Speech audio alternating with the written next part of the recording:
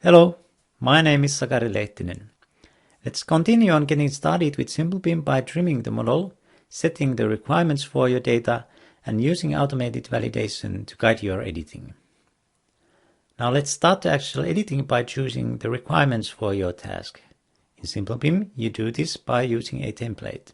Note, however, that it is not mandatory to use templates in Simplebim, but they will make your BIM exchange much easier.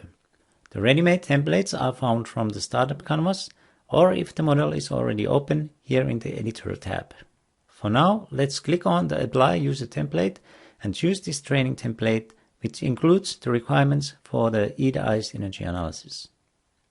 Right away, we can see which parts of the model are meeting the requirements and which are not. As you can see, the template also did most of the editing work automatically for you. For energy analysis, we only need walls, spaces, windows, doors, and slabs, and curtain walls, but we don't need furniture, columns, railings, stairs, trees, and such. Now let's fine-tune the edits manually, but first let's go through some basic things. By double-clicking on a viewport, you can move it to the center. 3D navigation works like this. You can navigate either with mouse wheel or with right mouse button. To rotate, use the right mouse button or mouse wheel plus shift key. There's a mouse wheel zoom. If you don't have mouse wheel, use right mouse button plus control key instead. Panning can be done with the middle mouse button or with right mouse button plus shift key. Rotation is done around the model center point or around the center point of the highlighted objects. Quick way of getting model into the right position is to use the basic views. Easy way to examine the model closer is to right click and zoom to select it. You can get back to the full view by right clicking and choosing zoom to fit. Or you can reset the view to the starting point quickly by clicking on the reset button. 3D also has the fly mode. This is useful especially when using PCF Manager. To turn on the fly mode, click on the orbit button. Here's a quick way to navigate. Make sure you have Object Instance Quick Select on. Simply highlight an object, right click and choose Fit View to selected objects. Use right mouse button to go forward or back. Use middle button to look around. Arrow keys will move you up or down or sideways. Note that all the basic features of the 3D are also available in the fly mode. You can, for example, hide or isolate objects, and so on. If you get lost, fit the view to visible objects. Finally, I go back to the orbit mode. Area selection is started separately for each selection, like this. You can also start it by pressing shortcut A. That might be faster if you need to do it multiple times in a row. Use Ctrl to add to the selection and Shift to remove from the selection. Also, at any time you can find the context menu behind the right click. With the tooltip you can quickly view object data. Using Shift or the Ctrl key will show you more data. Finally, note that most of the palettes, not just the 3D, have some options in the ribbon tab or at the info bar.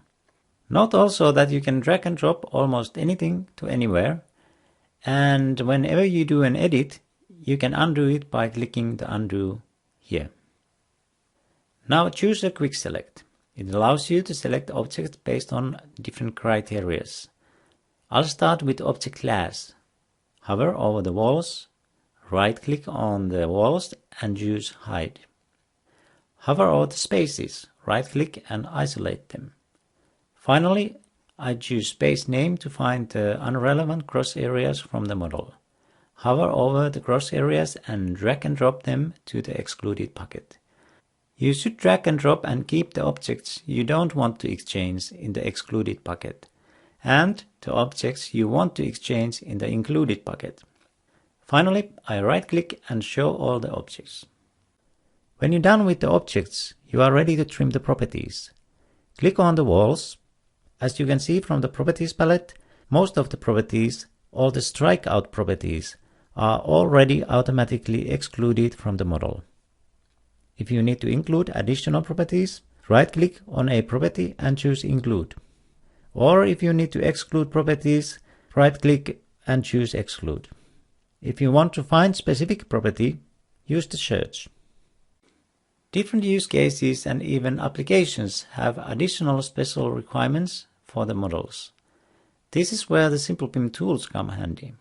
These are small checks and processors which can be run to the model, either here from the Ribbon tab or from a template.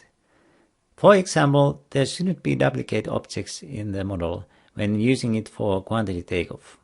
To make sure that this is the case, run the template. Note that the tool will automatically exclude duplicate objects for you, or overlapping spaces are not allowed in the spatial program validation or in energy analysis. Run the tool and find out if there's any. Finally, it seems that there's still something wrong with the walls and slabs. If you hover over the validation icon, it tells you the reason. There seems to be issues with the values. Next, let's go to the property editor and fix this. Click on the property editor button and continue by watching the tutorial over there. See you in a bit.